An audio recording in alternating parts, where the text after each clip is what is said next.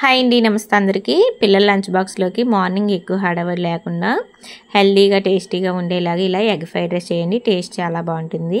ముందుగా stove on చేసి stove మీద కుక్కర్ గిన్నె కానీ లేదంటే ప్యాన్ అయినా పెట్టుకొని ఆయిల్ వేసుకోవాలి. ఆయిల్ హీట్ అయిన తర్వాత 2 ఎగ్స్ పగలగొట్టి వేసుకొని కొంచెం సాల్ట్, కొంచెం మిరియాల పొడి, చిటికెడు పసుపు వేసుకోవాలి. ఇక నేను పసుపు వేయడం మర్చిపోయాను. ఎగ్స్ ఫ్రై అయ్యేటప్పుడు పసుపు వేసాను. పసుపు వేసి ఫ్రై చేసుకుంటే ఎగ్స్ నీసు వాసన రాకుండా ఉంటుంది. ఇలా ఎగ్స్ బాగా ఫ్రై చేసుకొని ఒక బౌల్లోకి తీసుకోవాలి. సేమ్ మళ్ళీ అదే ప్యాన్లో ఆయిల్ సరిపోకపోతే ఆయిల్ వేసుకొని కొద్దిగా జీలకర్ర, కొంచెం కరివేపాకు, సన్నగా పొడవుగా కట్ చేసిన పచ్చిమిర్చి వేసుకోవాలి. పచ్చిమిర్చి ఇలా పొడవుగా కట్ చేసి వేసుకోండి.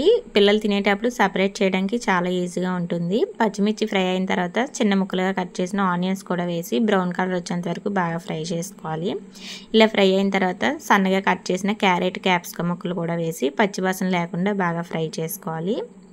ఇలా ఇవన్నీ బాగా ఫ్రై అయిన తర్వాత ఇప్పుడు రుచి సరిపడా సాల్ట్, కొంచెం మిరియాల పొడి వేసుకోవాలి. ఇక్కడ మీకు ఇష్టమైతే గరం మసాలా, కారం కూడా యాడ్ చేసుకోవచ్చు. ఇక్కడ నేను పిల్లల కోసం చేస్తున్నాను కాబట్టి మసాలా ఏమీ యాడ్ చేయలేదు.